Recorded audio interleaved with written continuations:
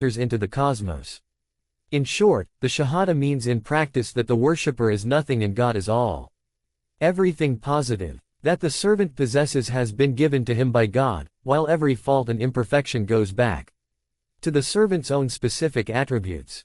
If he has patience in adversity, this was given by God, but if he lacks it, this is his own shortcoming. If he knows anything at all, the knowledge was bestowed by God's guidance and mercy, but if he is ignorant, that is his own limitation. If he possesses a spark of love in his heart, God has granted it, but every coldness and hardness belongs to himself. Every good and praiseworthy quality, life, knowledge, will, power, hearing, sight, speech, generosity, justice, and so on, is God-given. Only when this fact shapes a person's imagination and awareness can he begin to see things in their right proportions and be delivered from his own self-deceptions.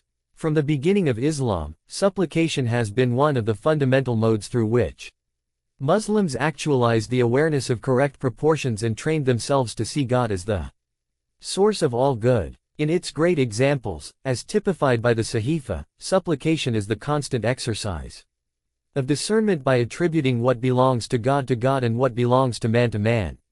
Once this discernment is made, man is left with his own sinfulness and inadequacy, so he can only abase himself before his Lord, asking for his generosity and forgiveness. Those familiar with the writings of the later spiritual authorities may object that the perspective of supplication as just described deals with only one half of Islamic spirituality, leaving out the theomorphic perfections which the friends of God Aliyah actualize by following the spiritual path.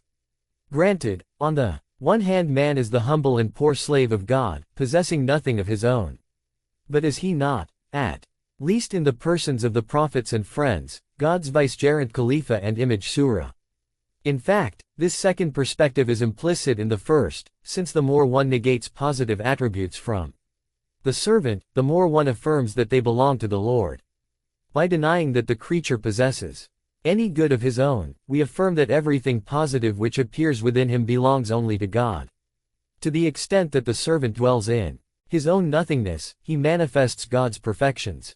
This point of view is made rather explicit in the famous Hadith Qudsi in which God says, "My servant continues, drawing near to me through supererogatory works such as supplication, until I love him, and when I love him, I am the hearing through which he hears, the sight through which he sees, the hand through which he grasps, and the foot through which he walks." But the early Islamic texts leave the mystery of union with God, or supreme identity, largely unvoiced, since it is far too subtle to be expressed in the relatively straightforward terms which characterize these texts. In any case, identity is alien to the perspective of supplication, which keeps in view the dichotomy between Lord and servant, a dichotomy which remains valid on one level at least. In all circumstances, and for all human beings, even in the next world, asking forgiveness. As is well known, the Shiites hold that the Imams are inerrant, or sinless ma'asum, from the verb isma, which means to be preserved by God from sins. The reader of the Sahifa will be struck by how often Zayn al-Abidin asks God to forgive his sins, employing all the standard terms ithm, dhanb, ma'asiyah, etc. To be surprised at this or to suggest that therefore the Shiites are wrong to call the Imams sinless is to miss the points which have just been made about the Shahada as the root of Islamic spirituality. It is not my concern to defend the dogma of isma, but I should at least point out that one cannot object to it.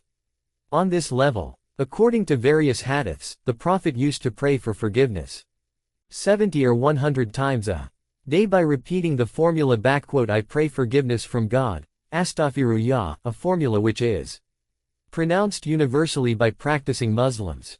Muslims hold that all prophets are sinless, and the Prophet Muhammad is the greatest of the prophets, yet no one has ever seen any contradiction between his asking forgiveness and his lack of sins. One easy but shallow way of explaining this is to say that the Prophet was the model for the whole community, so he had to pray as if he were a sinner, since all those who followed his sunnah and recited the prayers which he taught would be sinners. But to say this is to suggest that he was a hypocrite of sorts and to lose sight of the meaning of the Shahada. Christians have never doubted Christ's divinity because he said, "Why do you call me good? No one is good but God alone." Mark 10:18. Here, in Christian terms, is a concise statement of the Shahada as applied to the lives of God's creatures. Inasmuch as anything can be called created, it is "other than God, and less than absolutely good."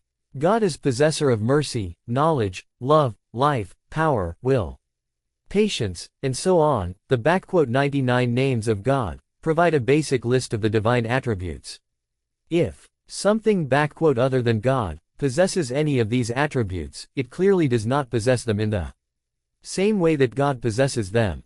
They belong to God by the fact that he is God, but if they belong to the creatures in any sense, it is by his bestowal, just as the creatures have received their existence through his creation. This basic teaching of the Shahada means that nothing and no one, not even the greatest of the prophets, stand on a par with God.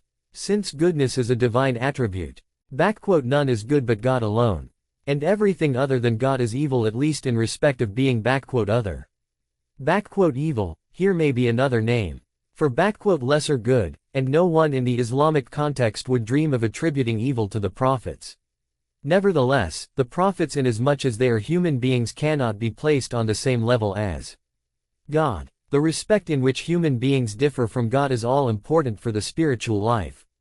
It is man's clinging to the difference, his own servanthood, his own createdness, his own inadequacy, his own sinfulness, which allows him to fulfill what is required of him as the creature of his Lord.